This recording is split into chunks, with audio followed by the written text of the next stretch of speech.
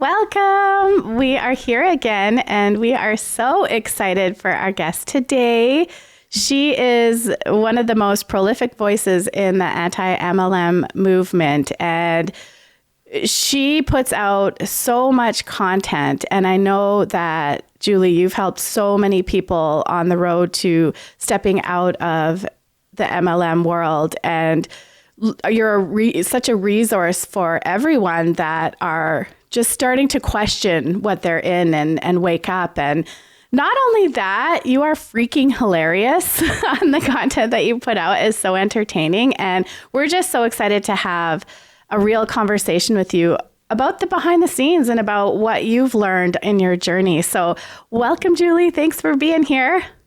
Thank you. And thank both of you for the work that you're doing. I'm really excited to have a conversation with you. It's really neat when you can talk to people who have, you've been in multi-level marketing, and then you were, helping her kind of exit as, support her as she exits. So this is going to be really interesting. I'm looking forward to this.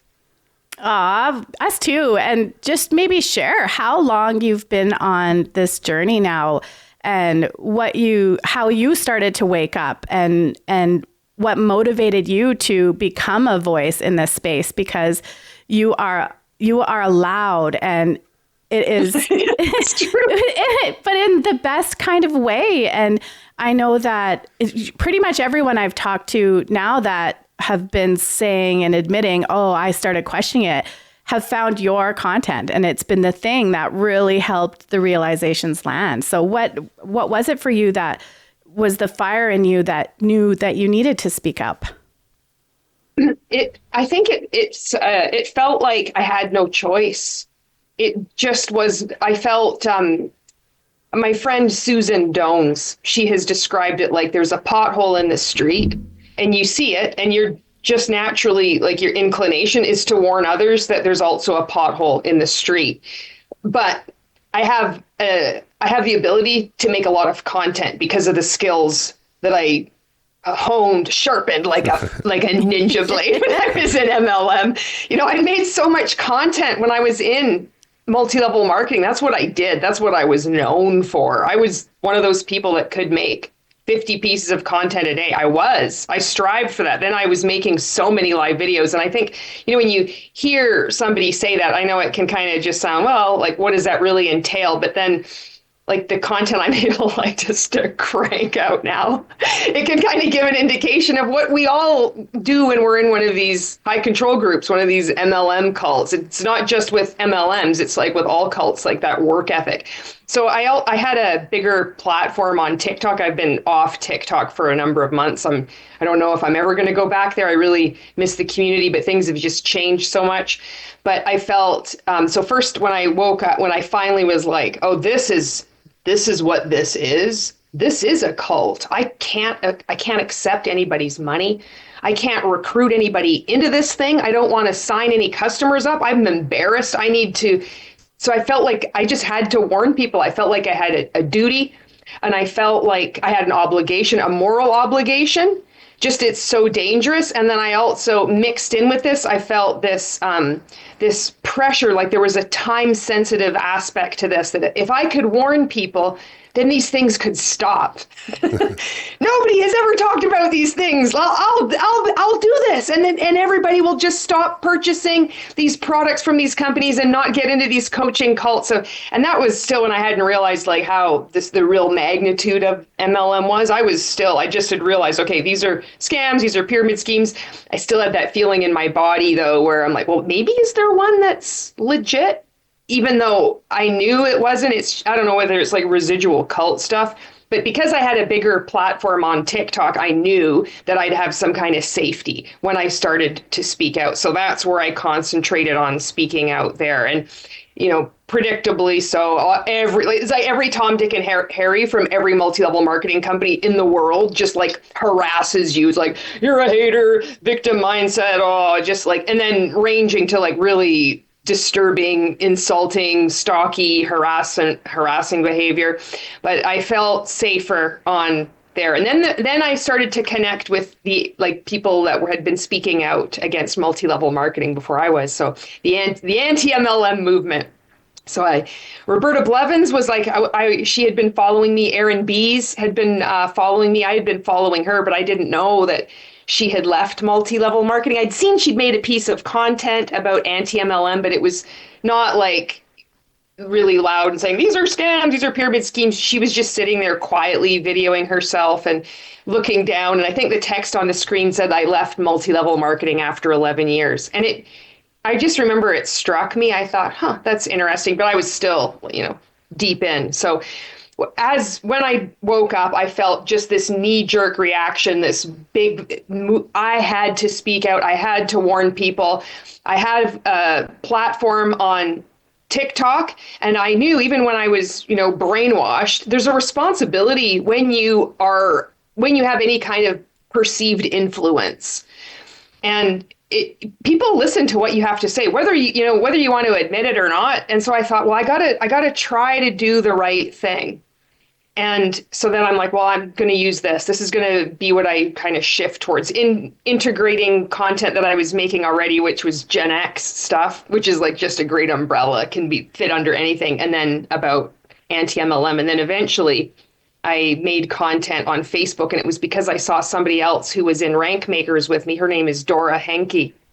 And she made a live video saying why she had left multi-level marketing. And I had been too terrified to post on Facebook. And only because I saw her do it, then I'm like, okay, I'm going to go on Facebook now. And I had already, because I'd watched other anti-MLM content, I knew when I was learning about cults as I had been waking up, I knew that, you'd get people coming after you. And so I thought, okay, well, if I'm going to go on Facebook, this is the nest of like, everybody is on Facebook in multi-level marketing. So I knew I'm going to have to have very clear boundaries. And I knew I was going to be drawing a lot of heat because I was going to be just calling it like it is. I'm not going to be, well, in my opinion, this is a cult. I'm going to be like, no, this is a cult. This is abuse. This needs to end. So I knew I was going to be attracting this stuff. So I thought I'm going to use, I had a few ideas of strategies, things that I was already doing anyway to create my content, but I'm going to use the word fuck like a fire hose and just blast the hell out of anybody. Because it's like, when you're an MLM, it's like, you can't behave like that. At the same time, people in multi-level marketing are very attracted to perceived influence and confidence. So I knew it would kind of repel a lot of people. And then it would also it could plant a seed in somebody's mind at the same time. And then boundaries of like, if you apologize for a cult, your comment is going to be deleted, because there was, in my mind, in my opinion, that what we need is to have more safe spaces online for people to just say, I was in a cult, I was in this MLM cult, and not to be harassed and hounded by all these people in multi-level marketing. So I thought, in order to achieve that, in order to contribute to what so many other people have done over the years, I have some influence, perceived influence on TikTok. I have this platform. I have the ability to crank out content like nobody's business. Whether it's good or not, it doesn't matter. You just don't know who it's going to land with. Put it in the stories, put it on an Instagram reel, make a TikTok, and then, eventually making a YouTube video. And if I can just like go through and just use fuck like a fire hose, delete all the comments that are like, you're so brutal, I can't believe this, and just run that gauntlet, get through that, then I knew there would be, this one more oasis created. And it's played out like that. So then eventually I started posting on Instagram. I was terrified about that. And then, but connecting with more anti-MLM content creators. Roberta Blevins had me on her podcast. Danielle Bolster had me on her podcast. So I don't think she's doing the podcast anymore. But she was the one that encouraged me to get into therapy. And I wish I had listened to her before. It was really good advice. And then Erin Bees, I was on her podcast. And then I started I felt validated. I felt like I wasn't crazy, because I'm still second guessing myself. I'm like, I know this is wrong, but I still don't understand how these things could still be going on. And then I thought, all right, it's time to get on YouTube, and I needed to just be able to create. I really like creating content. That's something that I like doing when I was in multi-level marketing. I loved the magic of just creating a piece of content and somehow connecting with someone. And then if they decided to sign up as a customer, like through that, it didn't happen very often, but sometimes you could just create this piece of content and it would get somebody. And Oh, I just love that. And I love that you just playing and you can be spontaneous and you can just drop your phone and just be like, fuck it, I'm going to post it anyway. Who knows? It might actually do well. And sometimes it does. You just like break all the rules. And so then that's kind of been healing for me to speak out to. I know this is a lot. I'm sorry. No, I'm it's going on great. so I much love about it. answering this. I love But it. that's it. There you go. I'm riveted. I could just listen to you talk all day. And was there a period of, I know for me, there was a period waking up, but still holding on to some parts of the good. Would you say that when you really started to be bold and fire hose fucks all around was when you kind of like let go of any good that you might have held on to, or did you right away just see it all in that negative light? That's a good question. I put like a brick wall up. Like, I don't know, maybe it was a defense mechanism because it was too dangerous, I felt, for me to even acknowledge anything good. There was that phrase like, don't throw the baby out with the bathwater.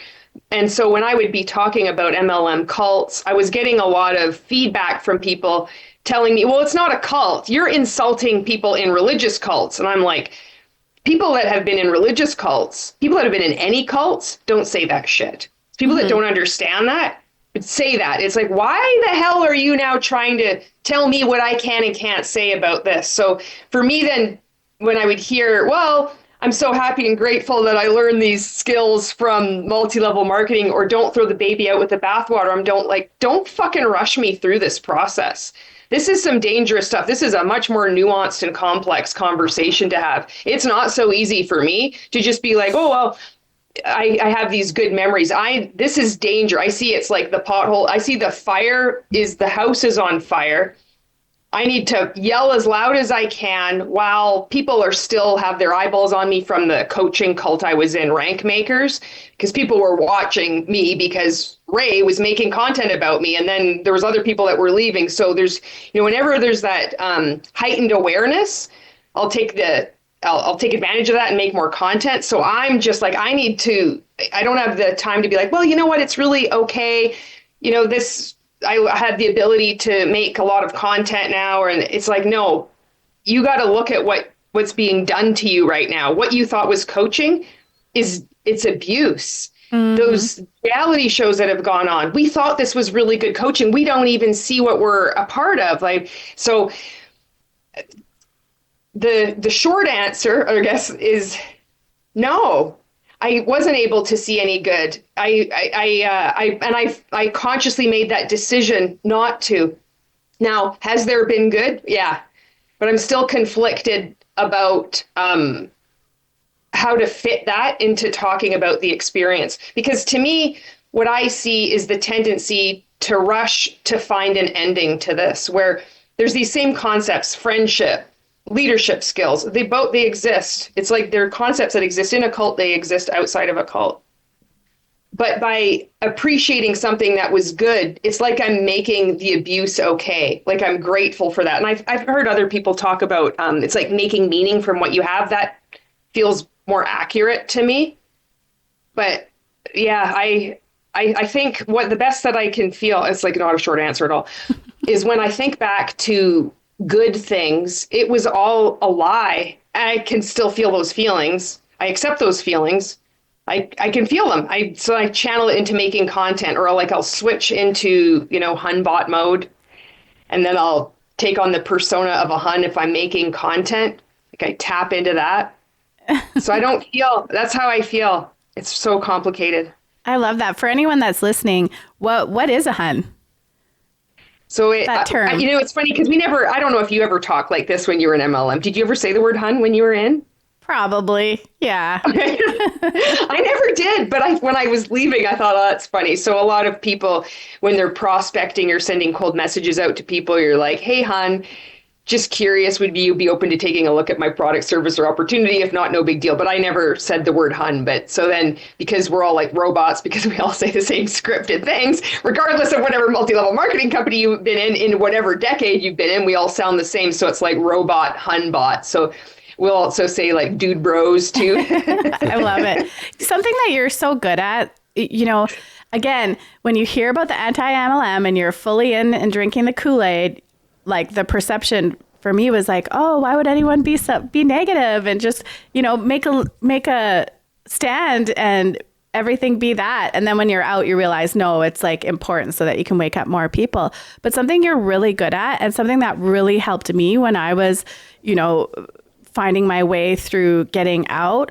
was you also validate how hard it is. And you don't, point that finger of stupidity on people. Like I felt so silly for having been in one for so long and then been a victim and a perpetrator inside it. And just like, I'm a smart woman. How did I even end up here? And you are so good at validating that for people of like, it's a really hard thing to get out of, and just be gentle with yourself. What have you noticed for people in their process of getting out of it, and how, like, just so you know that that's a really important piece that you bring to the anti-MLM work that you do, and helpful for people like me. Well, thank you. It's the same. We all experience the same stuff. It still just blows my mind. It's the same stories over and over again. You'll think, well, does anybody else have this feeling? It's like, yeah, we all do. Does anybody else have the doubt? Yes. It's like, okay, 6 months out, do you feel like this? Yes, we all do. It never ceases to amaze me. So when I hear somebody that is starting to, like, they're exiting, or I might get a message from someone and they're feeling that deep shame. This is a cult tactic.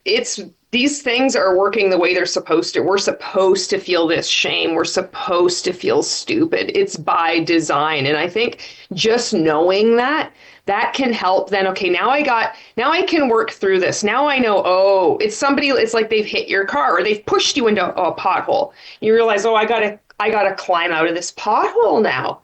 So it's not as easy as that, because then there's the things that we do to ourselves to keep us in when we're even unbeknownst to us. For me, it was writing all these ridiculous affirmations, a gratitude journal. I mean, never mind the behavior control. We had a thing called Wealth Wednesday. We'd go out en masse into the community, give money to strangers, and then like brag about it back in the group. It's like #Wealth Wednesday. But then even just writing out extensive in books of what I want my vision of my life to be. And you have to imagine it down to the finest detail, how many hours of my life I wasted doing. Oh, I'm so happy and grateful that I'm having coffee on my deck of the 14th floor in Cozumel. And I'm looking out and I can smell, like you have to factor in all the senses, the sight, the smell, what you're wearing. I mean, so I think that it's helpful for people to hear when other people that have been in multi-level marketing talk about those details, the things that can be overlooked, because it's easy to say this is a cult. Look at this, over 99% of people are going to be losing money.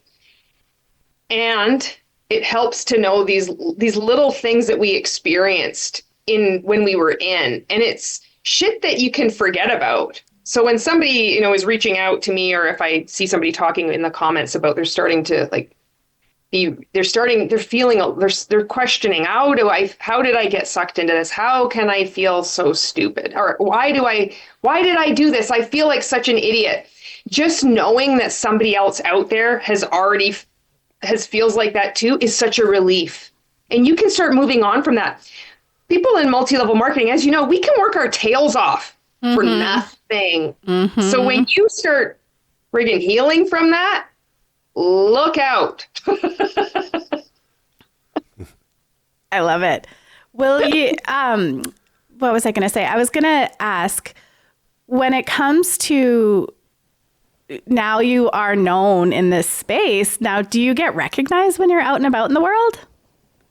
See, I don't think anybody knows who I am. I really don't think I'm known in this space at all. It's so weird, but it's interesting that you say that. So I don't know. Like I've had a difficult time locally. There's been for quite a period of time I wasn't shopping locally because it just wasn't safe for me to do it. There's so much pushback from people involved in multi-level marketing. It's really absurd.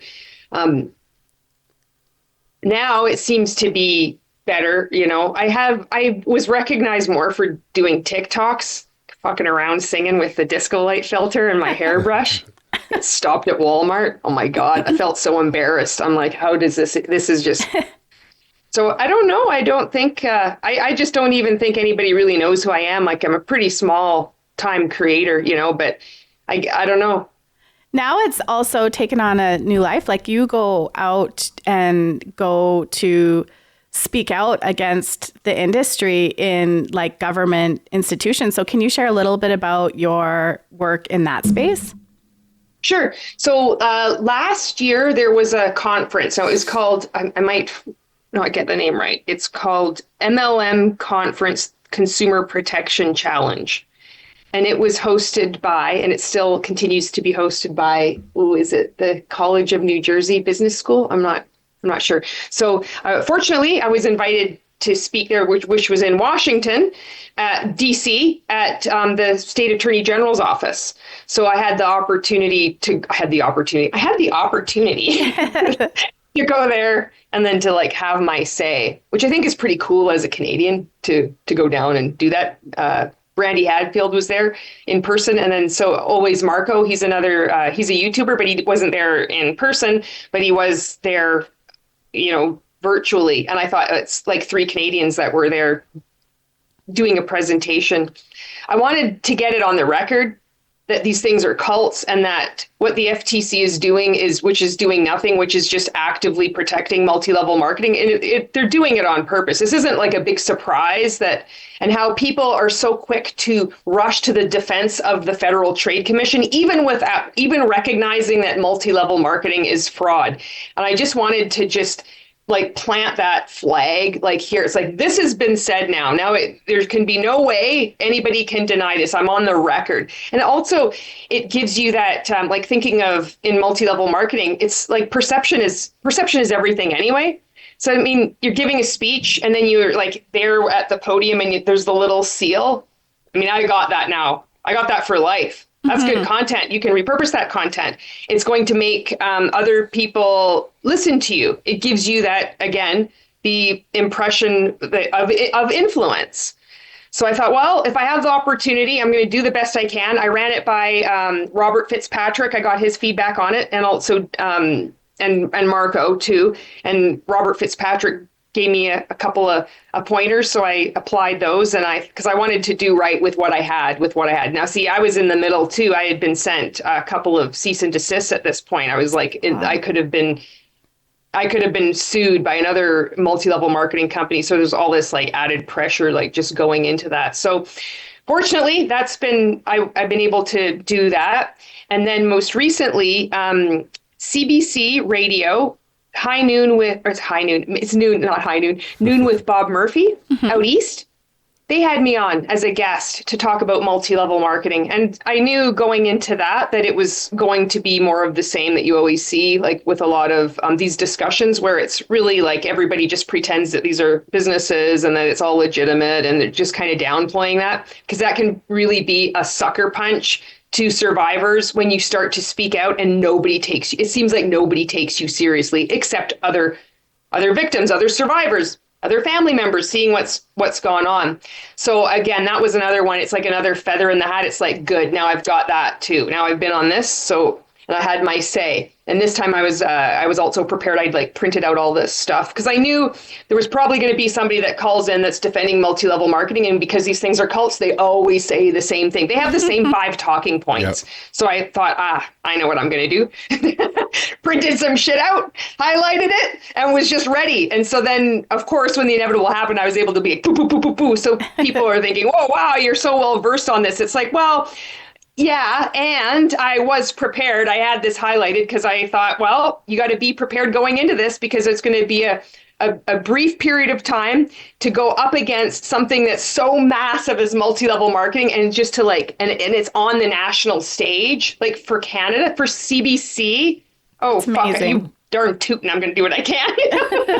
That's amazing. And what do you think needs to happen? Like, do you see change on the horizon, or is it such a beast to fight against? Like, what can we do to blend our voices to make and affect change? This is something that I think I still need more time away just to see how big this thing is. So Robert Fitzpatrick, he wrote the book Ponzi-nomics. He's been speaking out against multi-level marketing for so long. And there's a friend of his, and he's also a friend of mine. His name is David Breer. He's been speaking out, I think, longer than even Robert Fitzpatrick has. Wow. This guy, Marco calls him the encyclopedia of multi-level marketing. He's contacted like UK members of parliament. Like he knows so many things about multi-level marketing. He had reached out to me on one of my videos, left a comment, and I thought, oh God, because he was talking about it, how damaging it can be to be using the language that upholds this stuff, business industry. And I thought, oh shit. Because I was saying, I was part of the network marketing industry for 5 years. This is my why. This is my exit strategy. Because I don't know how else to explain this. I don't have any words to. Nobody has any words to. And when he had written this comment, I thought, oh shit, he's got a point. So then we started chatting, and he has advised me, encouraging me, pull back, like look at the bigger picture here. And it's still, I've been able to do that as the years go by, but I remember 4 months out of being specifically speaking out against multi-level marketing, it hit me. I'm like, holy shit, this is so big. This is global. This isn't just because of the Federal Trade Commission in the United States. Like it's spread there. It requires government collusion. Even speaking like that, you sound like a wingnut. It sounds absurd to just even saying it, and yet that's the accurate. What should be sounding absurd is calling this a business opportunity, is calling it an industry, and yet the reality sounds absurd. The reality sounds like a conspiracy theory thing. So I think what I focus on is that what can I do? So I encourage people. I can make a lot of content, and then I can be helping people as they start to exit. I can encourage people to boycott these things. Mm-hmm. I come across people that will say, oh, well, the only thing that you can do is to change regulation. Well, I think that's ridiculous because it's like what Robert Fitzpatrick says, you can't regulate fraud. You prosecute fraud. You get rid of fraud. You don't make excuses for human trafficking. Well, how can we regulate human trafficking? You shut it down. Well, it's not going to be that easy. It's not going to be that straightforward. I'm not saying it is. But pretending that it's a business and making more regulations like complicated up the wazoo is not the solution. So I think it might, I think encouraging people to stop spending money on multi-level marketing companies, just boycotting them, using catchy phrases, trending hashtags, trending songs, trending current events, anything, and just like creating content, however we do in our ways with podcasts and stuff like that, can help educate people to just stop making purchases. And then it might encourage them to be like, well, why shouldn't I purchase multi-level marketing? Increased social pressure of friends and family refusing to want anything to do with multi-level marketing.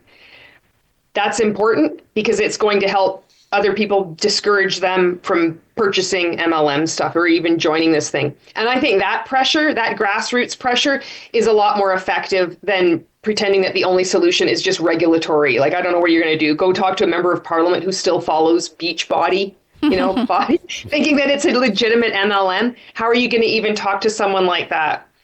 Where do you even get in when you have the Direct Sellers Association of Canada, for example, that gets to meet with members of parliament each year, and they all you're like, how do I explain to you if you don't, not you specifically, but where do you even begin? So I think cutting it off at the root, where it's very easy, people stop spending money, things change. They can change pretty quickly. So I don't know, the master plan here of how things can eventually change. There's going to people that are always going to scam. There's people that are always going to look to hurt other people. And that's just going to be the way it is. However, with multi-level marketing, this willing ignorance to just play pretend that these things aren't pyramid schemes and aren't frauds has to end. And that's why I'm so adamant about starting most of my videos with saying the name of a company is a multi-level marketing pyramid scheme. Because if we get this into the common vernacular parlance or whatever, that takes the fear away. Multi-level marketing companies have had such a chokehold on language. You can only talk about us in this certain way. You start having more and more people just saying this, well, it's just a pyramid scheme. that's something else that is very hard for them to fight off. I know another long, complicated answer. Sorry. That's great.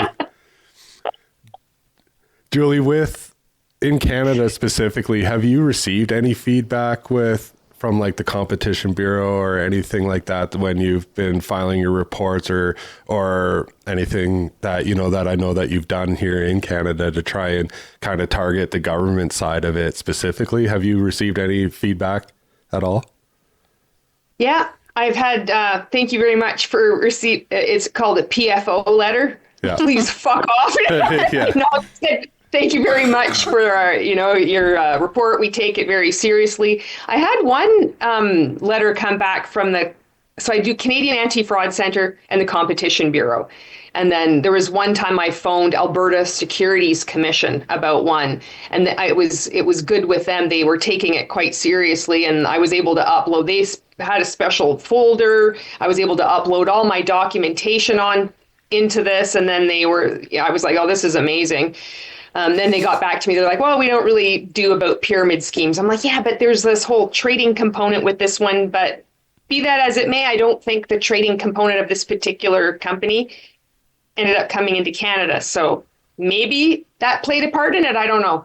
But with the Canadian Anti-Fraud Centre, they've just given me like an automatic reply. And then the Competition Bureau will send out an email and it will say, thank you very much. Like, we take this all seriously. And they've sent me one that said, we advise you, or this might be another place for you to send information to, which was the FTC, which I already did. Because when I make a report, I send it to everyone now. Like, I'll send it like all at once. I just have the document and then I'll like copy and paste it and jimmy it up if I have to like change the language and whatever. So I haven't had any phone call or any anything really taken seriously, any action, but the documentation is there. Like, the reports have been filed. Right. And how powerful is the Direct Sellers Association lobby in the US and in Canada? That's a good question. I think this is another, they spend a lot of money. But I've seen the Direct Sellers Association in the US. Somebody had leaked a video that I reacted to on YouTube, and these were like a cadre of clowns. They are so like ill-equipped and misinformed. I'm like, this is big pyramid. And I actually had a conversation with Robert Fitzpatrick after this, and he says he was blown away too, because you think when you peek behind the curtain, there's going to be like this, mastermind genius, and it's just these people that. This is who is behind big pyramid, all these millions of dollars lobbying the government to suppress regulation that might protect consumers. DSA. So I don't know. They're spending money. I don't know I just don't know the facts. All we know is the perception. And then I can see what the perception is. And then I can see these people like being buffoons. So they have a new DSA president. And he's just see him strutting around on Instagram. I'm like, this is a joke. Who is taking you seriously? They're alienating their own people, because when they talk to people in multi-level marketing, it's fine now. But what are these people going to be feeling like 3 years down the road? They're in the process of waking up.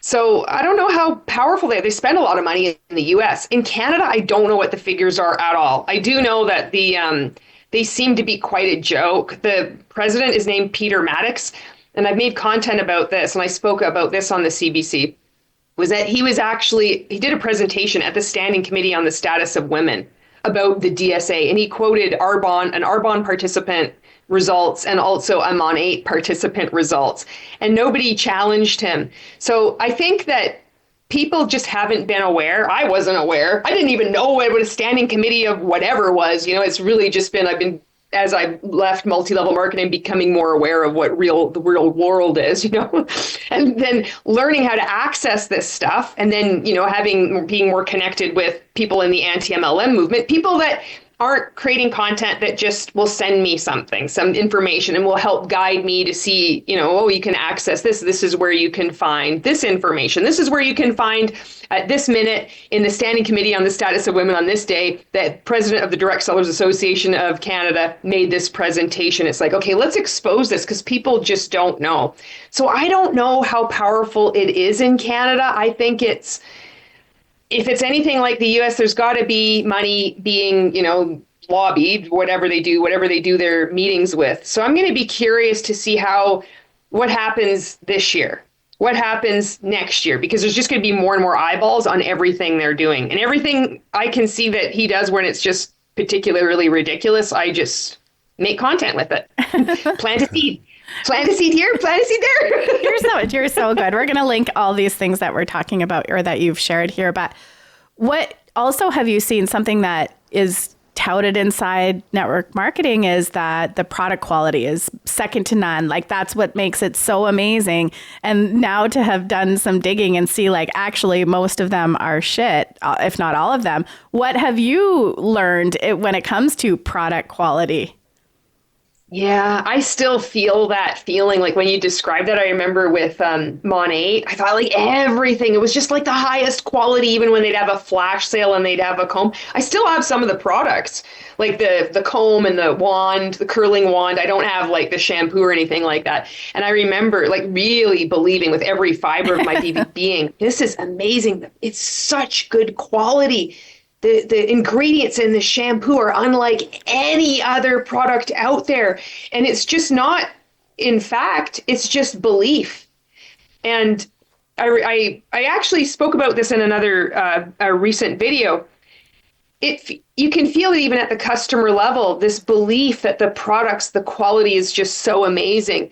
And that even if you want to try another product, that belief just keeps you not buying another product. It's going to be way too much effort to find anything else that could possibly be as good as this. And it's like, where the hell is this coming from? And yet all of us are experiencing this.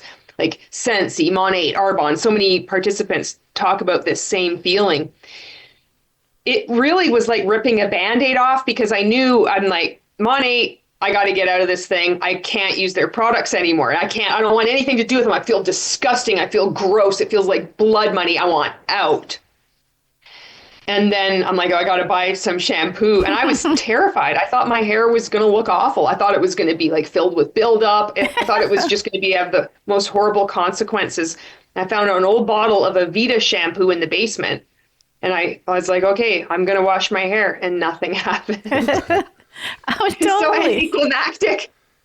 That's that like with Juice Plus too. I was on it for years and my kids, and it was like, oh, we'll die if you don't take it, or, we're saving our families' lives by recommending it. It's, again, I just cringe when I think of it because it's just so ridiculous. And I was the most unhealthy I ever was when I was taking high levels of all the freaking supplements. Like, what did I do to my liver in that time? It's crazy to think about. Well, that's so interesting too, because that product piece, which we know is a prop in MLM and the pyramid scheme. And I like to point out to people that, do talk about the product. Well, the products are so good. They're so natural. They're so clean. And I always say, like, well, if everybody believed in them so much, how is it so easy to leave that product for more money all the time with all of these people? Like, I know Sandy told me when she was leaving Juice Plus for Modere, part of her struggle was like, we're going to die if we stop taking this.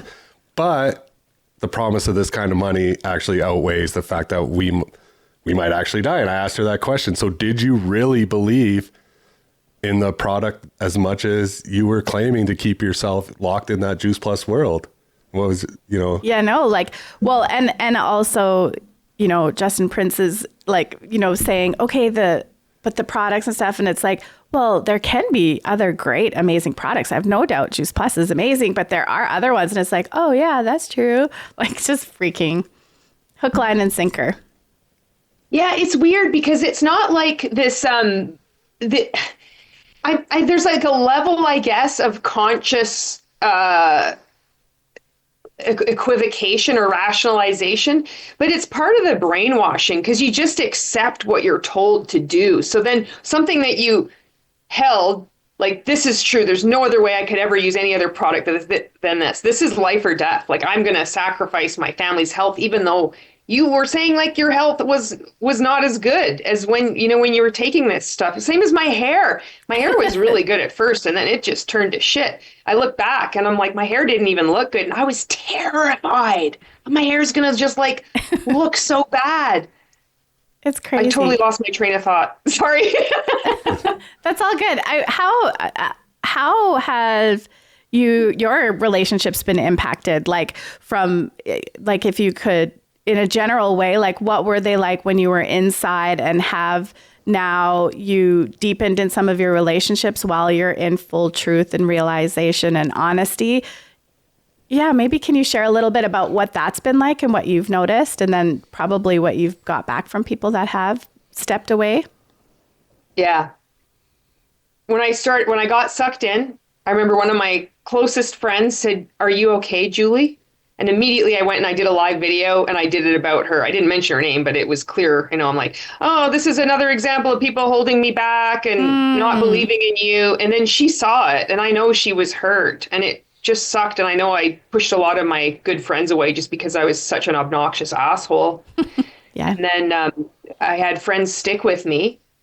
I didn't, keep pressuring them. I wouldn't bring it up. Although it was completely consuming me. I would be making sure my priority was making sure I did those live videos every day, and then we could go out. So even if I traveled with friends, it would be, this is the priority, and they just accepted it. Some people did make purchases with me, and they just ended up sticking with me. So when I got out, I don't know if I had mentioned this to you, but my best friend, she had told me, like, this is a pyramid scheme, and this is already, I was in Monat, I was in Rank Makers. I was full on, like we're all full on, but it wasn't new. Like, I wasn't just in, I'd been in for, over a year, and I was just like making so many videos, so busy all the time. So it was taken as a personal attack. And I just thought, well, I'm just going to work even harder. I'm going to prove you wrong. And it was when I woke up, I remember I sent her a text, and I said, well, remember all those years ago when you said I was in a pyramid scheme? You were right. And we'd still been friends. We'd still, traveled together and met up. She lives in another country. And it was so good. So then we were able to, I was able to tell her what was going on, and she was seeing, she understood more. And my partner, he had seen through this shit from the begining. I have no idea how he put up with me. And that's been good to be able to talk like, oh, this is why I did what I did. So having that, like, that full transparency, it felt like ripping the Band-Aid off. It's like, you're like, I was such a fucking idiot. And there's so much shame still, like, with it, that I'm going to kind of veer off a little bit, that there's still, Facebook has just announced that, or Meta has just announced that they're going to be deleting so many of your pieces of content, like live videos and posts and stuff, unless you download them. And I downloaded them, and I was just kind of looking at them yesterday, and I'm like, fuck, I don't want to react to this stuff anymore. I want to leave this shit behind. How many more videos do I need to make? How many more, this is all self-imposed. How many more times do I have to look back and show people what I was like before I am allowing myself to move on? I can't take it. It just makes my stomach churn looking back at the video evidence. When you're not in a multi-level marketing company cult, you can move the fuck on with your life. But in MLM, we're all making so much content. This shit haunts you. You're confronted from it. How do you leave this? So me making content, it's like, I have nothing else to lose. This is going to explain to people. It's going to do some of the work for me. And that's been true. So the relationships I had in MLM, they weren't real. There are people that are still brainwashed or they're predators choosing to do this. They're not, maybe they have had shit happen in their lives that doesn't excuse them choosing to knowingly hurt people. And then there's been some people that I was like kind of friends, not super deep, like close friends. And we've become closer friends because we left. I love that. So it's I'm still cautious with like people now, it's not that I don't trust people. I just don't say anything. And you just have I'm like, oh yeah, I just don't offer anything. Most people are willing just to talk about themselves, listen to me, fucking go on. But most of the time I'm not. Most of the time I'm just listening. And so relationships now, I don't talk about MLM. I don't bring anything up unless somebody else does. So I've had one new kind of friendship that happened after multi-level marketing that I went out for coffee. And it's so weird because it's not like I didn't live a life, for over 40 years before in multi-level marketing. Being involved in one of these things, it changes you. It changes shit. It's like you're like a newborn baby in a way. It's so fucking weird. I don't know how to describe it. And we went out for coffee and we were talking and I said, oh, I don't know if you know this, but I speak out on social media. And she just laughed. She's like, I know that. She's like, I think it's hilarious. And then we just moved on, but it felt really good, Mm-hmm. So I'm grateful for your answer. And I'm curious about what you've witnessed, because you said that your partner called the industry right from the get-go. And it seems like lots of men seem to see right through it. And why do you think that is? And why do you think women are more susceptible to getting swept up in the cult? That's a good question. I think, I think a lot of it's targeted to women. It's it's a trap made for women. There's dude bro traps, like the crypto trading ones. Those can catch a lot of guys. But I think I never learned what an MLM scam was. I never knew what a pyramid scheme was. I used the word pyramid scheme before to stay away from actual pyramid schemes, but I still didn't really understand what it was. And I know my partner, he knew it was bullshit, but he didn't know he had an idea, but he didn't know the full magnitude of this, much like I didn't. But he knew it was bad. I don't know why. I don't know why that a lot, predominantly women. I just think that it's tailored. It's a trap that's designed to target women predominantly. A lot of men get sucked into this too, but I think that's just what it is. It's just so damn good. It does what it's supposed to do. It targets and it catches women. It's so true, and that those vulnerabilities and plays on, the ways that they want to contribute to their family. And if someone's listening, maybe just starting to get the tingles, this was a really big thing for me in my realization is, you think it's so out of the matrix, or I did, I found the, secret to the universe. It's if everyone knew, this is just such a fun way to earn a living and be successful. But it actually is the most matrixy thing out there. The system is rigged. So you're sold the dream and you're sold the hope, and there's no hope of you ever doing that. Can you just speak to that so someone listening could let that land in their bones, and hopefully it will shake them awake too? I'll do my best. That's it's so cool how you explain that. This is what it reminds me of. It was like when I would do triathlons, and I did a shit ton of Ironman distance triathlons, because there's Ironman is known, that's the brand, but then there's other brands. It's like saying Kleenex instead of tissue paper, so that's why I say Ironman distance, but it's the long fucking one. And there would be you have all this experience, and then you'd have somebody that would tell you, it's oh, well, do you know I did a sprint distance and you're not very aero on your bike. I'm like, you don't have a fucking clue what you're talking about. Not do you know who I am, but it's you really have no clue. You've just stumbled across something that's new to you, not realizing that there's all these other people out there that know far more than you, and you're just describing the little tiny hair sticking out the elephant's back leg, and you're not even seeing the whole elephant, kind of thing. So I think it's just not knowing what multi-level marketing is, and just really stumbling into it through a product. Oftentimes it's a product, and you have great results with it. It could be some makeup. I was buying some makeup from Lip Sense or Senegence or whatever. And I mean, it looked really good. I loved doing it. It was so easy. Somebody, a local person, showed me how to apply it because I didn't know how to apply it. And I was really grateful. It was expensive as all get out. I'm like, this is great. And then they're like, well, you could sign up for the discount. You could buy this stuff. if you sign up as a distributor, you're going to be able to get this even cheaper. And then if you wanted to make some extra money, people just don't know that this is a trap.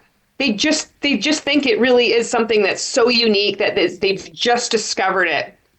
And I don't know how else to explain it to somebody else like that. And so I'm trying to like grasp for another example that's not multi-level marketing that maybe might be meaningful to them. Yeah. Where did you get your courageous spirit and like the ways that you can be so eloquent and speak out? Like, where did you inherit that? Because that is you. That's my Gen X asshole coming out. But I think that's part of my personality too. Like I was thinking back, I've always been, this is when somebody, I've always been the type of person. But it is true. Like I've always been kind of somebody that like fights for other people. And I was thinking back, I grew up, I was a military brat. We moved around a lot. I was born in Ontario and then we moved overseas and then we came back to Alberta. And I remember there was, in Germany, we were one of the first Canadians sent out to start this new NATO base. And we lived in Germany, but I'd go to school in Holland. So we'd have to cross this border. There's a reason it's so fucking complicated. But because of that, we were with like all these people from all around the world. And I remember at recess, there was these two little boys, these brothers, and they'd hold girls down and like flip up their skirts over their heads. And it was called Friday Flip Up Day. So if you were to complain to the teacher, you were wrong because you were tattling on the two boys. So me and my sister, my mom, she'd always buy us these really nice dresses at secondhand stores. And this is just what we did. We just wore dresses to school.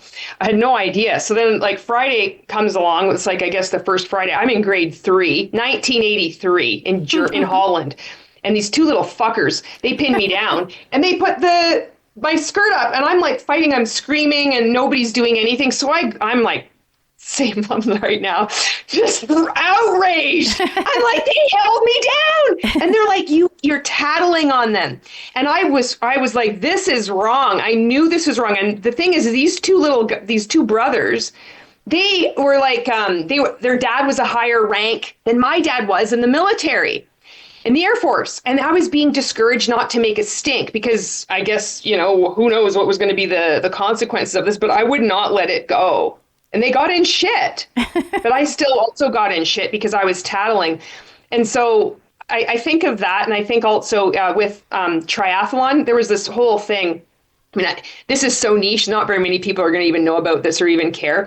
But every year, like the Ironman World Championships, they would have, if you qualify at different races, then you would compete. But they had this disproportionate amount of professional men and professional women. And you would think it was like fucking putting, like, I don't know, like ripping somebody's eye out and like throwing it on the wall, like the insult to just demand equal representation of women and men. They do it in the Olympics at the ITU. So in the Olympics, when they have like triathlon going on, when this is all playing out, they have equal number of men, equal number of women. The mental gymnastics that people would go through to say, well, you can't have the same number of women because age group men athletes need this. And there's not enough room on the pier in Kona. It was so brutal. It was so stupid. I remember I was like really pissed off about that too. So I was like making my videos.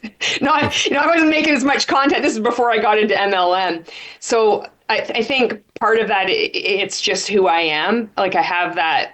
And then having the courage and the confidence from having grown on TikTok and the ability to make a lot of content and kind of know how to get people's attention, the people that I want to get attention, that helps. It helps when you have safety too. If you have like that kind of platform, it's a lot easier to speak out when you have already a community that has your back. It's a lot more challenging when you don't. Mm-hmm. Do you have plans to write a book one day about this experience in this world? Yeah, you never know. I mean, I could. I don't know. Maybe I will one day. Yeah.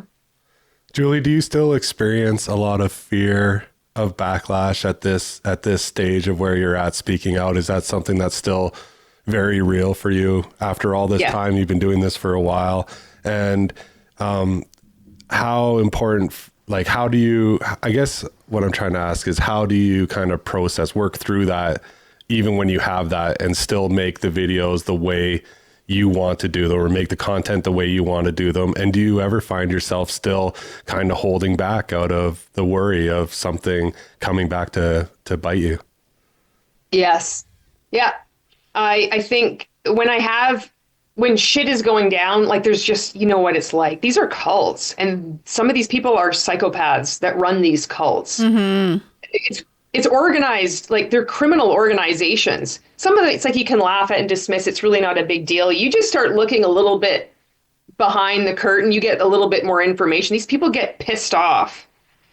And it's, you know, you can be lighthearted, you can make content, but sometimes you just have to watch. So, and the participants, some of them go right off the rails too. You can have the whole parasocial relationship thing going on where people just fixate on you. So I think it's good to always be, it's having confidence in being able to stand up against these criminal organizations and these people while you still want to see them get out, but having a healthy respect for them. It's like, you know, I guess you're in a field and there's a predator, you know, some weird alien thing that's, and you're like, this is wrong, this should be taken down, but this thing can like reach out and like grab you at any time. So when I speak with other anti-MLM content creators who maybe have gone through something similar to me, they have some more experience, or like, okay, this is what you can expect to happen, or they just have more information about a company or an individual. That has helped. So just having that community, that's really helpful. And then I only hold back if I have to. Mm-hmm. Sometimes I make a bunch of content and I end up just deleting the whole thing because I just lose my shit. I'm just going off on every kind of tangent. I'm like, this just isn't serving it. I mean, and I know some people who'd watch my shit, they'd be like, you go off all the time. It's like, oh God, it can get so much worse. The stuff I've deleted. Someone was like, oh, you should put it as a blooper. I'm like, I will never post that. It's deleted. I wouldn't be saving it and making content with it. I only hold back if I kind of really have to. I think it's because I have to protect myself and my family at the end of the day. Yeah, I understand that too. And it seemed like there also has to be a balance where getting the point across and being funny about it and something in a way that relates to people, but also can be taken seriously enough where the people still inside, or the people that do want to cause harm to people like yourself or Sandy that are speaking out, don't have something to really point at to try and discredit it as well. So I imagine that's a pretty tough balance when you're making that content. You've described it perfectly. That's like the complicated dance of making this kind of content, especially as somebody who's been in multi-level marketing, and you're going to be speaking out about your experiences. You actually have insider information that you've sent out, you know. Mm-hmm. I'm like, I'm exposing it. Oh, like Justin Prince playbook there. And then how you talk about this, if you use that element of humor and then also, you know, facts and statistics, it's this really interesting blend that can land with a lot of a different audience, like people in various stages, people who have never been in multi-level marketing and people who have been in multi-level marketing. You summed it up really well. You need to have all those elements to even take on this topic because it's so bizarre. This MLMs shouldn't even exist. The way they've come about is ridiculous. The way they still exist, it's ridiculous. You just see when they make these, when you see a CEO come out and do a live video or an announcement, it's absurd. These things are making like billions of dollars and still continue to recruit people. You need to approach this with humor. Yeah, absolutely. Do you know of any lawyers in Canada that are actively working with people as far as like maybe class action lawsuits or, like I watch Always Marco interview with Doug Brooks. I seen him on the Betting on Zero. It seems like he's done a lot of work in the US and for representing people in the US. Do you know of anybody like that operating in Canada that's a resource or someone to reach out to in case people have legal questions or need some legal help? Like I know you talked about getting cease and desist orders and were you able to reach out when that happened and talk to anybody that's kind of working in that field as a lawyer or in the law sense? Nope. I have no idea what's out there for Canadians. It's very limited even to talk to somebody in the US. It was only because, I went to that conference last year. I'd met Doug Brooks and I'd asked him, can you use protective language? If you say allegedly in your opinion, will that protect you? He says people can sue you for anything at any time. It's not going to protect you at all. It's just what they do. So, yeah. Is that more so in the United States than it is in Canada, or is it equal? I don't know. I got a lawyer. I retained a lawyer, and when you're paying for everything for all time. So when I would ask questions, I would make sure I'd get an email or I'd have everything compiled. So then I'd go over the phone. So I'd be maximizing my time. And I believe it's similar. It's just really anybody can sue you for anything. Okay. But it's flimsy if it's the truth. If you're speaking the truth. The problem is that it's meant, the principle isn't what's at play. It's to just make your life really uncomfortable for you. So then to get you to get a lawyer, to get you to spend money, that's all it is. So they can fabricate up anything. Oh, it's like a defamation is a popular one that these multi-level marketing companies like to throw around that word defamation. And so then if they decide to proceed with a lawsuit, which will cost them a lot of money, then you need to respond. You need to get a lawyer. You need to go back and forth. And I know Always Marco is going through this right now with Primerica. This is, I think it's over a year now. Wow. Susan Jones with Nexium, 7 lawyers came after her. She defended herself and she actually won, but she went bankrupt. She went bankrupt in the process, and she had friends that she'd speak out to, different lawyers that would advise her.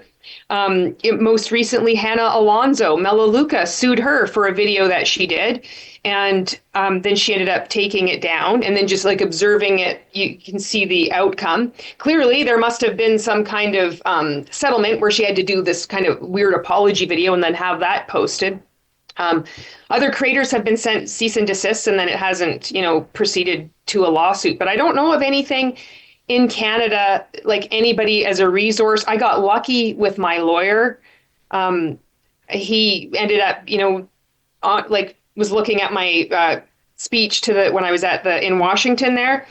And so then he was becoming more informed about multi-level marketing, but there's still just this unawareness of what these things actually are.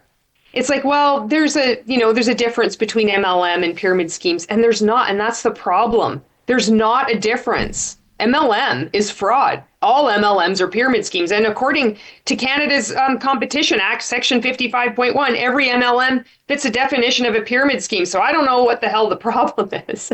I know what the problem is. It's just frustrating. So I don't know of any Canadian lawyer or that would do class action in Canada for multi-level marketing participants. I don't know of anybody as a resource. It's all been from the anti-MLM movement. And when I first got up, I sent an email to Robert Fitzpatrick. Thank you so much. And then I ended up, becoming connected with him. That's what it's been. It's still, I think, so new. I think it's so much of a pioneer of just people speaking out that it's really a ground floor opportunity.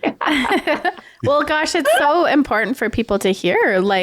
You really put yourself on the line in order to speak out. And this is something that is... It is a part of your purpose, would you say? It's you're compelled to do it without any, monetary kickback or anything. It's just your mission work in the world.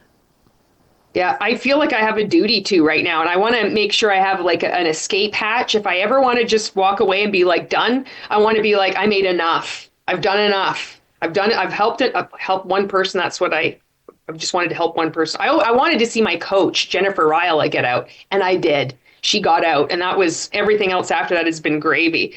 So if I have that escape route, I can leave at any time. I can just put the computer down, put my phone down, and be I'm done. That's okay.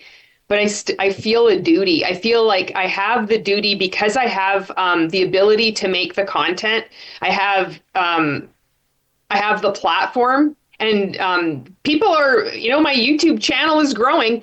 It doesn't matter how many subscribers that you have on YouTube either. I mean, it doesn't matter how many subscribers you have. You just see one person, you hear one story, and it really does. It can really help someone just exit and heal from one of these things. So I think, okay, well, I have the time, got the time and money freedom. I have the ability to make this content. I do enjoy making the content, so I'm still gonna go. And it's been important for me to remove the monetary component from this, of having any kind of getting any money from it. Just I support, and I actually financially support some anti-MLM content creators. But for me, I just can't do it. It would be, I wouldn't be able to create content. I want to remove that that pressure. I know I would be manipulated. It's like a guardrail for me to remove the monetary component. I just want it gone. And I think it also makes a really good fucking point too. When you can have somebody as a team, we're all making content in our various ways. When you can have somebody who's making so much content and doesn't make any money from it, it's like, that's pretty good. Yeah, right. What are you going to say to that? Yeah, exactly. What are you going to say to that? I love it. Do you have any more questions? Actually, I was going to ask, how long have you been making this anti-MLM content for, using your voice? Because I'm a little unclear on that. And if you answered previously, I apologize. But also, have you seen it growing since you started, and by how much? And is there an uptick now? Because it feels like people's awareness are more and more and more. So have you noticed in this last little while, maybe post-COVID, that it's increased? Yes. I think it was December 13th, 2021. I made my first piece of anti-MLM content on TikTok. And then I just went. And I was making a shit ton of content on TikTok anyway. And I was making this while I was still in MLM, but it was like helping me get out, finding my own way. I didn't want to talk about MLM stuff. And I was like coaching people. I was like a TikTok coach, have clients, teaching them about TikTok. This was still when there was, if you'd go on YouTube, like how to make a video, there was like no videos about how to make a TikTok. It was still like that early on. And so I'd run these TikTok challenges, and I'd get a Facebook group.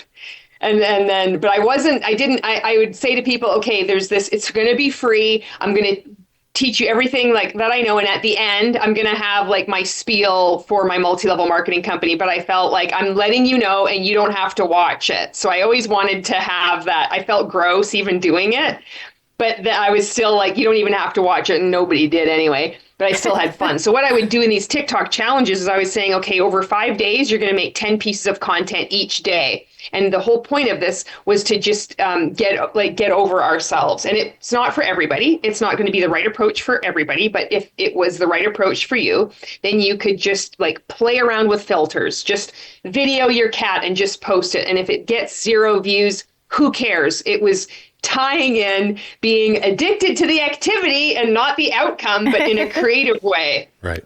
And I hate when there's these components that are in there. I'm like, fuck, it's true, but I got it, like I made it mine, right?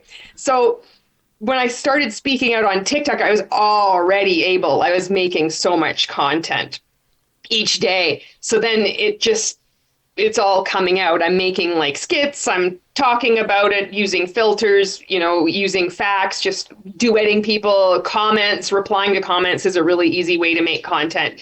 And that's where I started. So it was mid-December 2021, but I still was in. I didn't actually, I was out, but I wasn't officially resigned from Monat until it was in January. I was waiting for them to send me my final termination email or resignation email. Yeah, I had to send in a resignation email because I wanted out. I didn't at the time, while I was waking up, even in the fall of 2021, I couldn't understand why people didn't just wait for their distributor status to lapse, market partner status, it's called in Monat.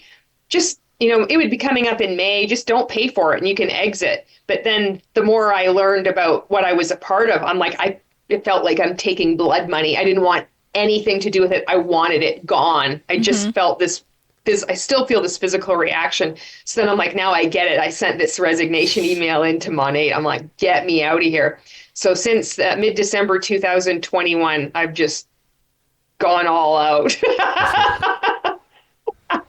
You have. And your YouTube has grown to how many subscribers do you have on YouTube now? Yeah, I think it's over 13,000. I can't even believe it. I was surprised when it got up to 3,000. I thought, oh my God. But it's pushing 14,000 subscribers now. I'm so blown away. I do believe this awareness about multi-level marketing, it's contributing to that. Anti-MLM is such an interesting topic. It affects everybody. There's so many, it's like it can be like a reality show. There's also people, so for pure entertainment purposes, I know people enjoy that. So you can like tie that in to commenting on why these things they're predatory.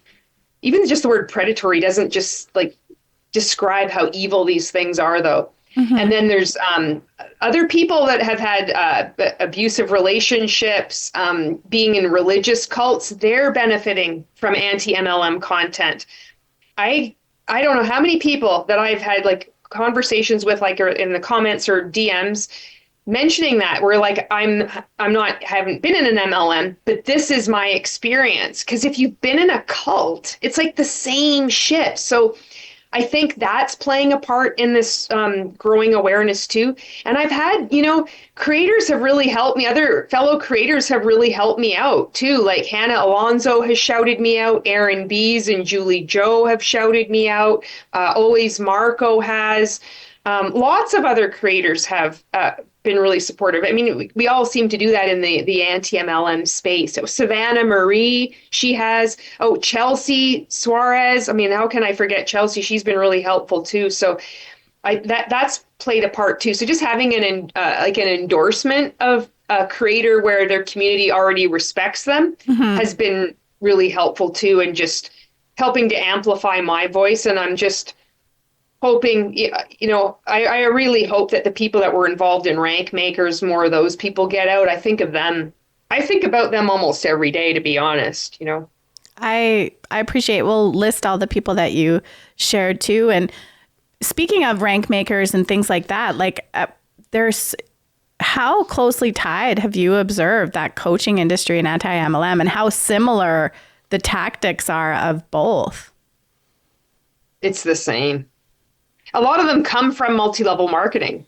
So it's a lot of like these MLMs, they start from people who were an MLM participant, and then they just start their own MLM. And a lot of these coaches, they were an MLM, and now they're an MLM coach, but they're just not in an MLM. They're making more money on the coaching. So they just use all the same tactics. Everything that they applied, they learned, that they were indoctrinated into, they just do the same thing.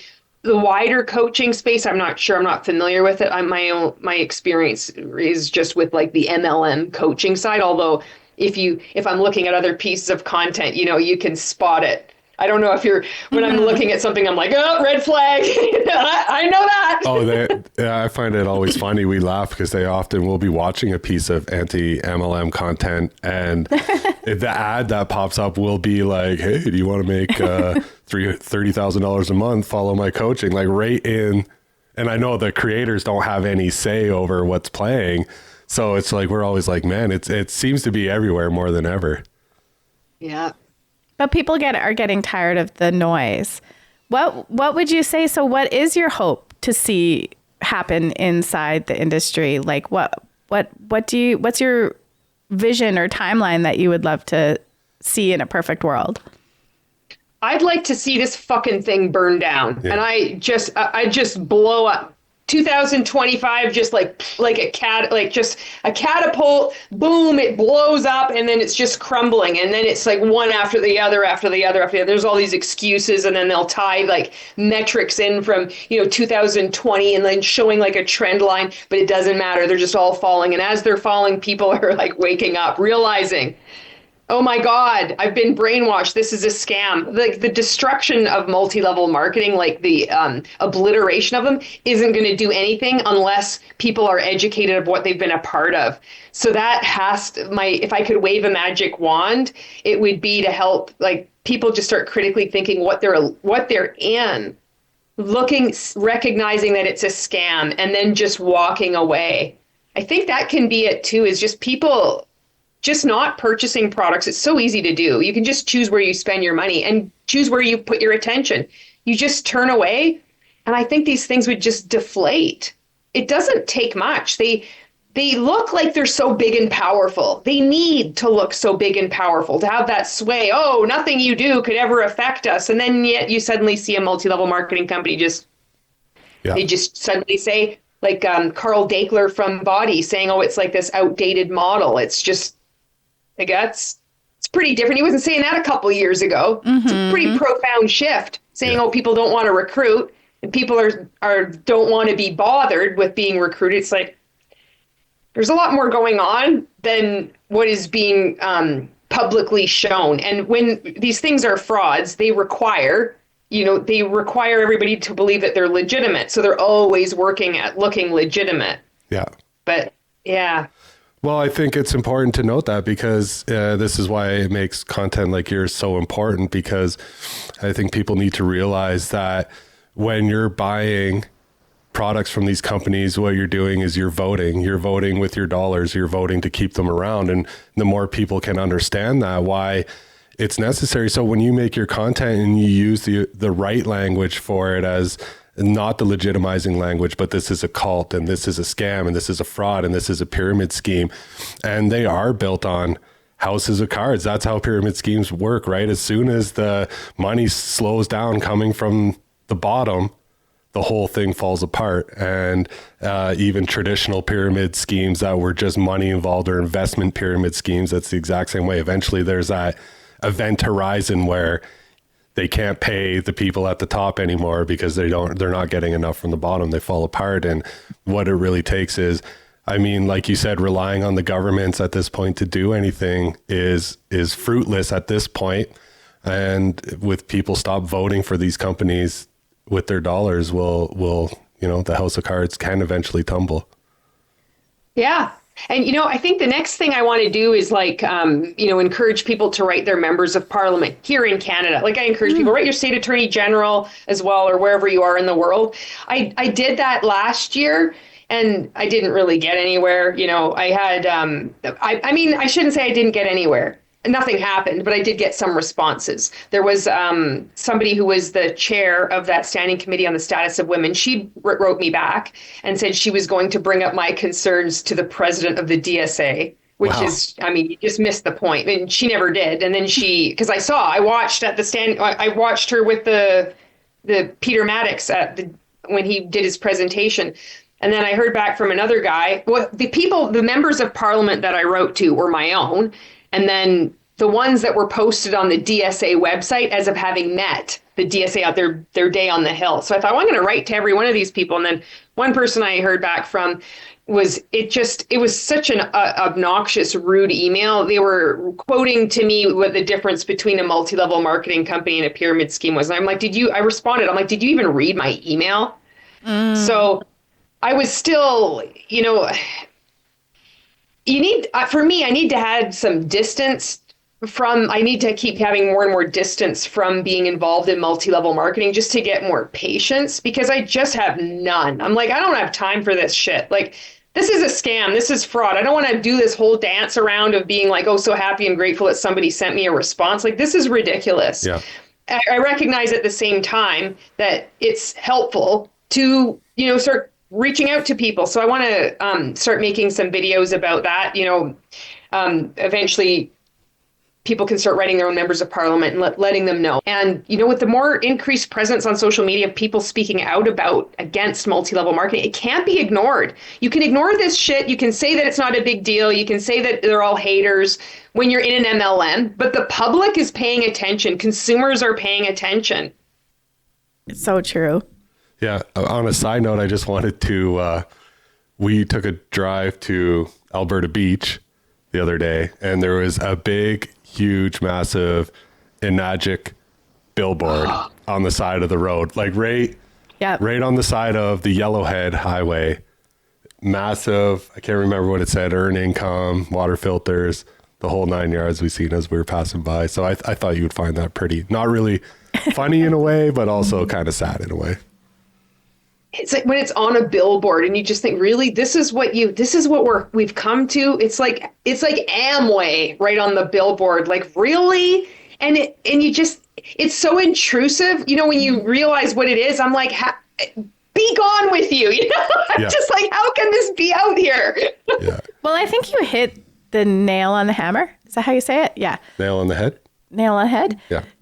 About writing to your members of parliament. Like, I never thought of that. And if, you know, even like half of your subscribers did that, especially in Canada, maybe it will get someone's attention or the right person's attention. Well, I think the problem, no, that's fine. The problem I see is that the supplement industry remaining unregulated. And if I know, like, you do a little digging, you can really MLMs as we know them, especially companies like Monat and the Make Wellness and these supplements, they could really only exist because Utah as a state had lobbied successfully the American government to deregulate all supplements. And without that, they couldn't even exist anymore. They would still be selling whatever carpet shampoo and stuff that people don't actually really want. So there has to be, I think, a concerted effort in the anti-MLM community to decide as a whole, what is it that we need to go after to end this? Because what's happening now is a really scattered, and it's not a criticism. This is, like you said, it's like early days. It's a really scattered movement kind of spread across, not a lot of direction on what can actually be done.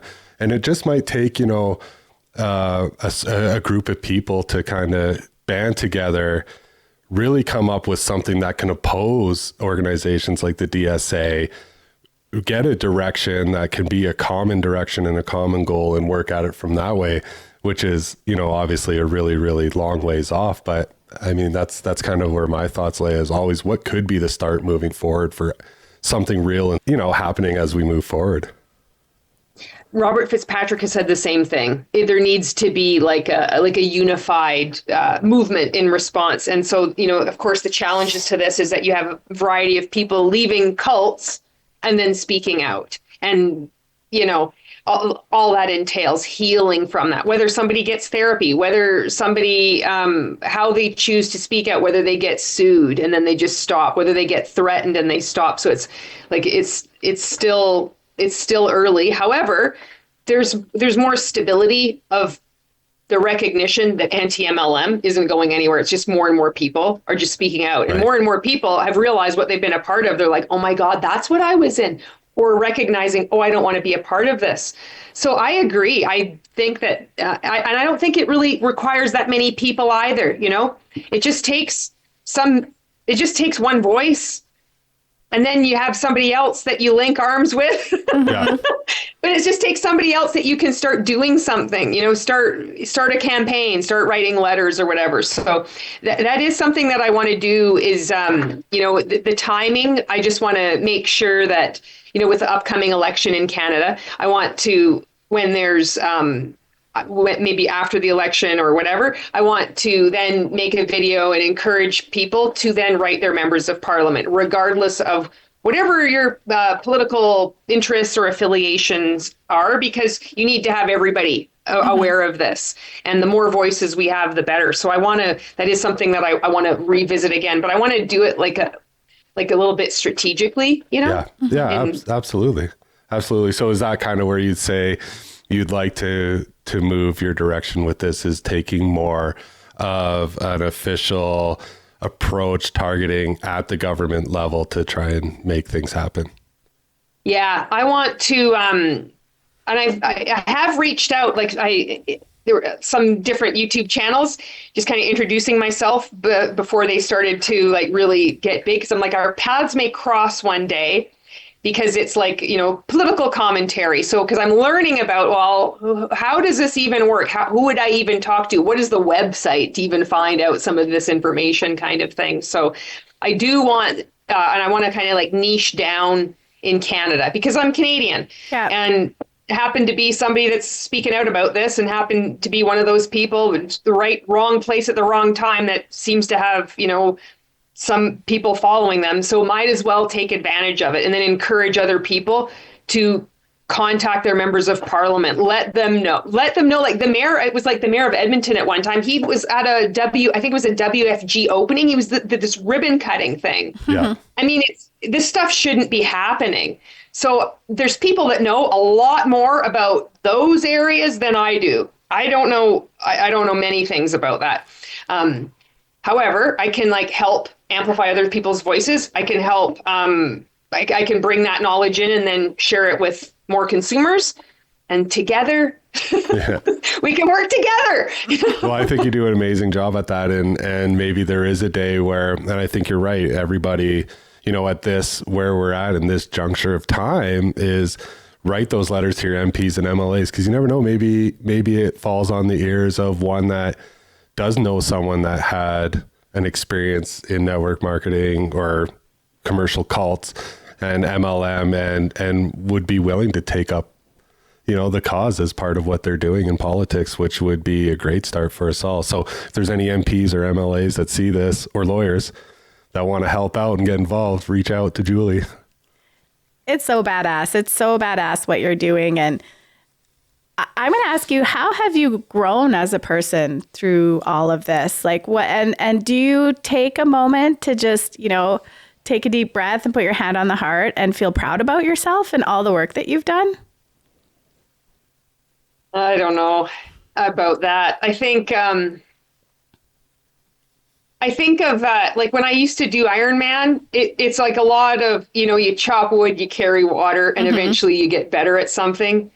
And and I wanted to just reach my full potential, whatever that meant, just to be the best athlete that I could, learn how to swim, get a bit faster on the bike and the run. And then it's all the things that you learn along the way. I'm up on the Kananaskis and I get a flat tire, and then I'm like having to cycle home, and I have a flat tire. I can't change it. And it's just like, it's like a jackhammer riding it. And it's similar to speaking out against, multi-level marketing. It's like you learn lessons that you already learned in other aspects of your life, and to keep finding my way back to myself. I think I have a hard time in accepting compliments. It really makes me uncomfortable. Like when you're saying, did you have a bio to read? I'm like, I don't fucking like it. I don't like it. It took me a long time to make a thumbnail image on YouTube. I felt so stupid. I thought, oh my God, here we go. And I don't have a problem with other people doing it, but it's just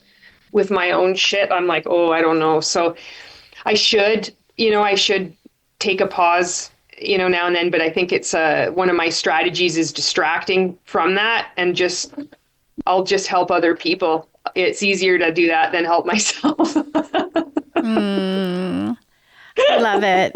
Well, you should be proud of yourself, Julie, because I will speak from my experiences when I started recognizing that when Sandy got back into MLM, it was like she had a little bit of a time off, and that's during when we had met. So I didn't know anything about multi-level marketing or anything, and she had got back into it with Soul People, and I instantly started realizing, like, what is this? Who is this person? What is going on? I don't understand. Like, I was in, like, it took me to a really dark place. I was like, who is this person that I've committed my life to? And all of a sudden this thing is happening, and I went online, and it was your channel was the first thing really that I found, and it gave me such an understanding of what could possibly be happening, that I even had a spot to, a space to start a conversation with her, that, as those conversations developed, it led us to where we are today.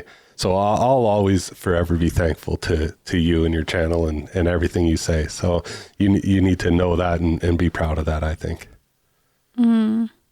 Thank you. So this is our second interview, but of many that we will continue on. And close it by asking you to share, if you feel comfortable, what is your love story? Well, I have a love story for you. So this is about a cat, and his name was Little Tiger. I love and it. It's like it's so much. It's so big. This is like such big, humongous love. We would go to Mexico, Cozumel, frequently. Sometimes we'd spend like 2 to 3 months there, year after year. It was kind of like our home away from home. And one time we went, we'd rent like a condo. Sometimes we'd stay at like a place in town, but most often we stayed on the water. It was just this, Mike would go scuba diving. He's a cave diver. He's also dove with sharks. I don't do diving. I would be training for triathlon. And the diving community is a huge community, like the scuba diving community. And he'd meet friends from all over the world. And every time we'd go to Mexico, be like, are you going to be here on this day? Are you going to be here on this day? And we'd meet up for meals and we'd get to talk to all these people. And one of his friends was staying at a resort, and they invited us to go. They pay, you could spend the day at the resort and then have dinner with them. And so we went there, and they had a cat cafe there. And I'm like, and it was Iberostar Cozumel. And it was an outdoor little park area, and they had little huts, little straw roofs, and then little platforms with buckets of water and then some cat food.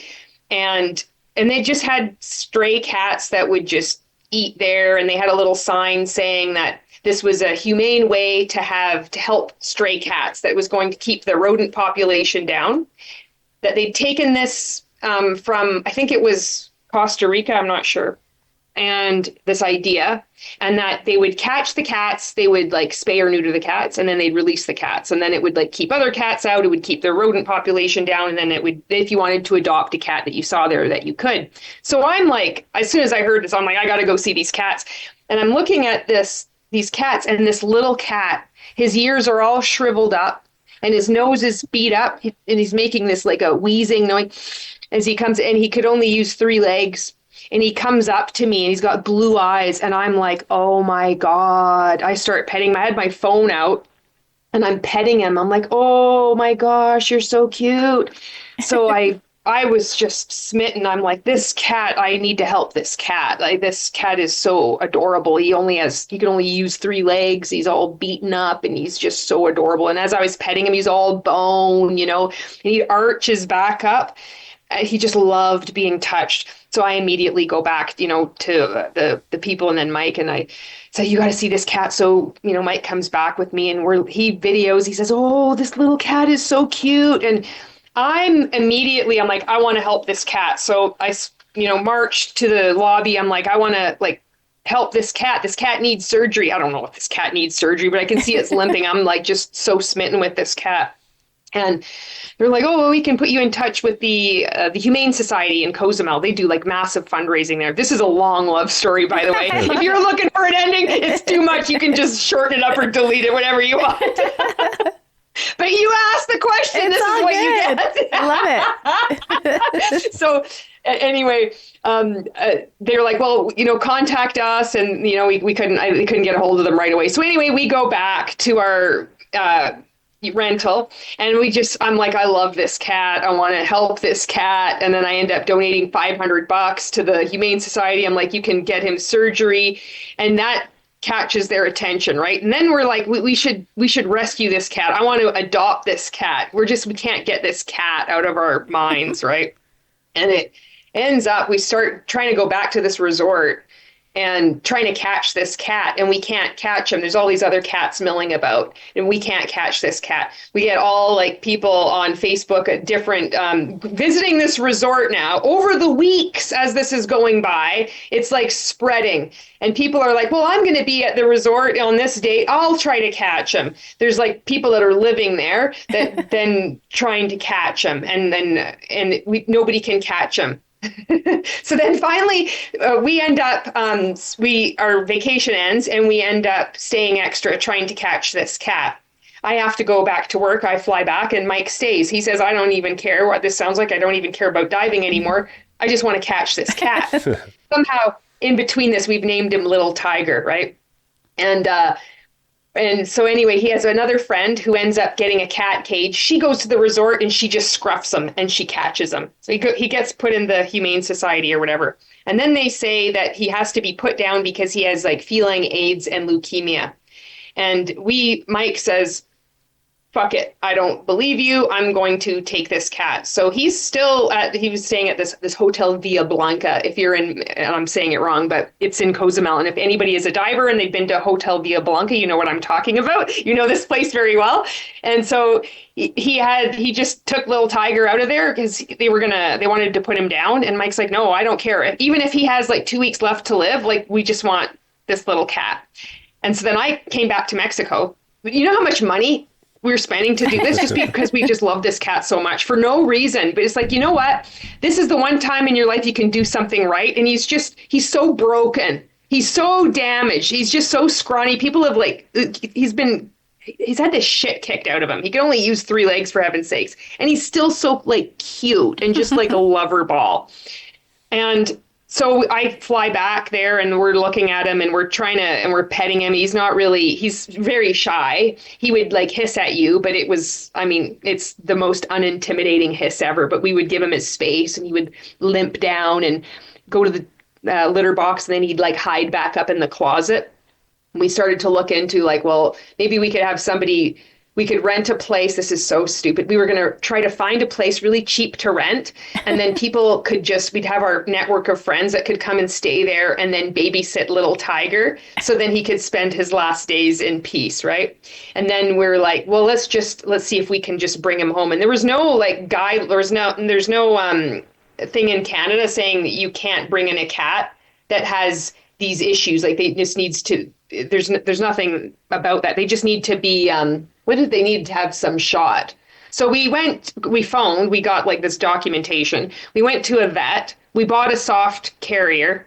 You needed to have one. You can't have a hard one because it's just too hot to fly back from Mexico to Canada. You need to have them like underneath the cabin seat in front of you. And then we got him at whatever shot he needed.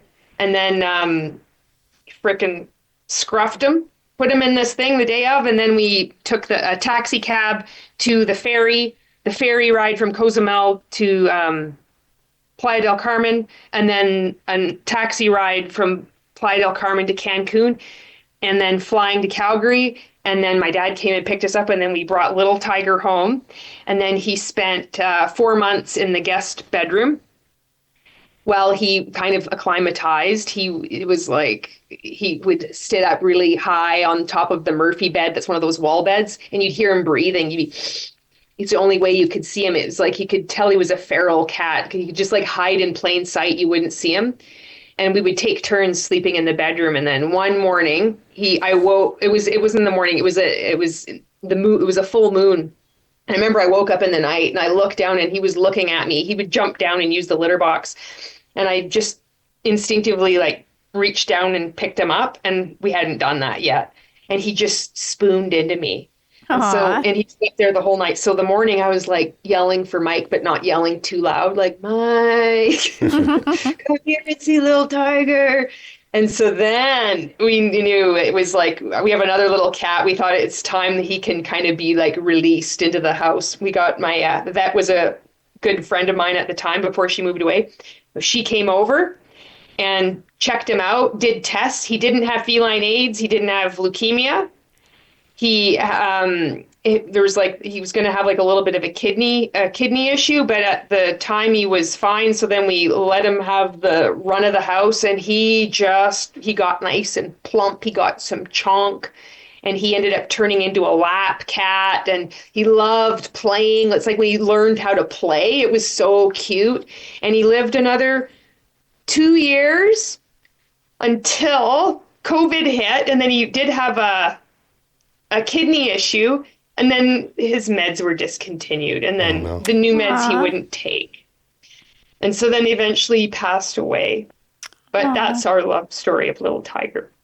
Aw, that's beautiful. Thank you for sharing that. Thank you for sharing that. Well, Julie, it has been